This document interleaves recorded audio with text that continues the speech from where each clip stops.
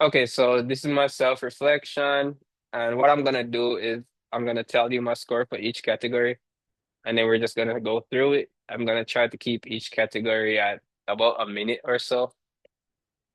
So let's start with listening. I got 41 out of 100 on the listening comprehension, on the listening assessment.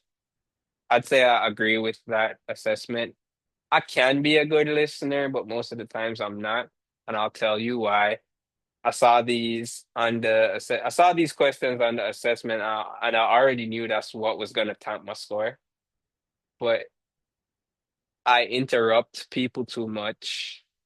I think about what I'm gonna say next or what I'm gonna do next too often while the other party is speaking, and I just don't give them a chance to get their message out. I finish people's sentences, so there's definitely a lot of room for improvement in the listening section.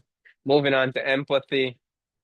Most people that know me would say I'm not very empathetic, but the quiz said I am, and I think the quiz is right.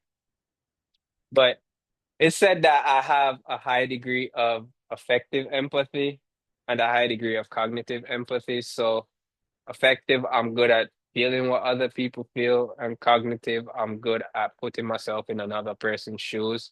And I think I'm more so leaning towards the cognitive empathy because something that I live by is that people are the sum of everything that they've been through, and they're not gonna be able to do anything outside of that unless they're willing to do something new. And because of that, I've learned to not really put too much pressure on people or put too much expectations or judgments on people because we're all figuring it out at the end of the day.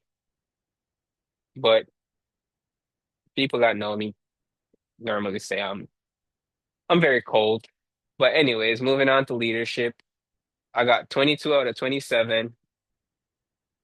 I got 81 out of 110 on the empathy section, by the way. But for leadership, I got 22 out of 27. Says I'm a democratic style of leader. And I agree with that. I think democratic is the best because if you're an authoritative style of leader, it's very easy to become a micromanager.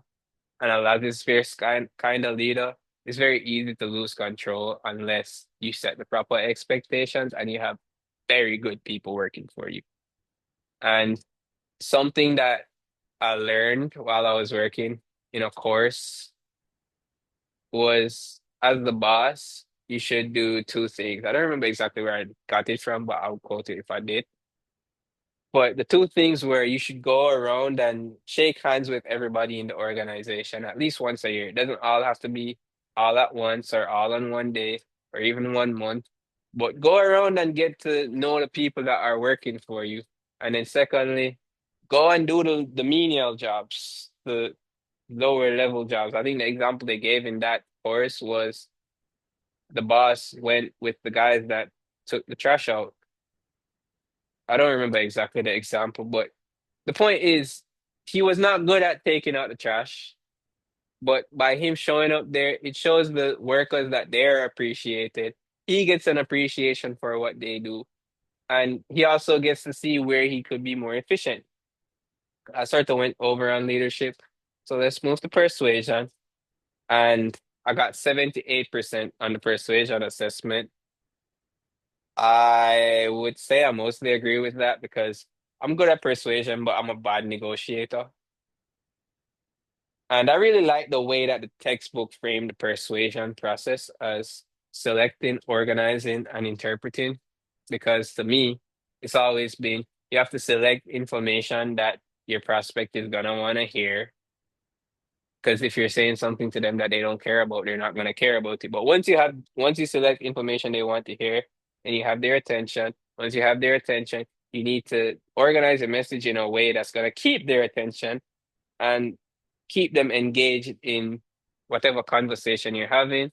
And then they're going to interpret what you said and they're going to say something that's going to lead to you interpreting what they said. And you're both going to move back to the selecting part of the process. And that cycle continues until someone's persuaded or They say leave me alone.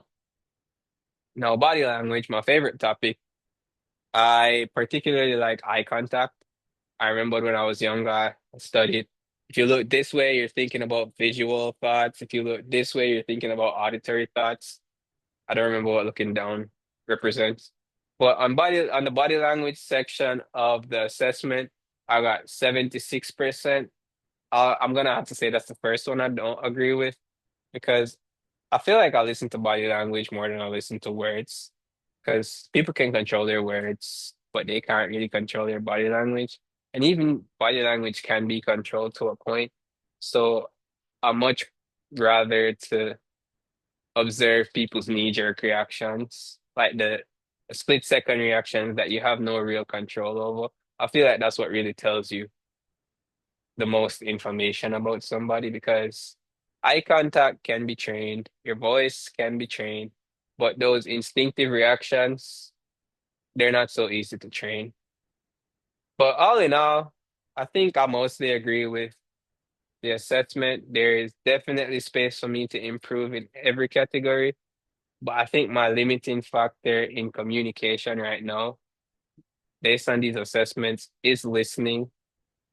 Because if I was able to actively listen better, then I would be able to receive messages better and also encode my own messages that I'm sending out a lot better. But I feel like there will always be room for improvement. And yeah, I'm gonna work on improving mainly my listening skills. Right.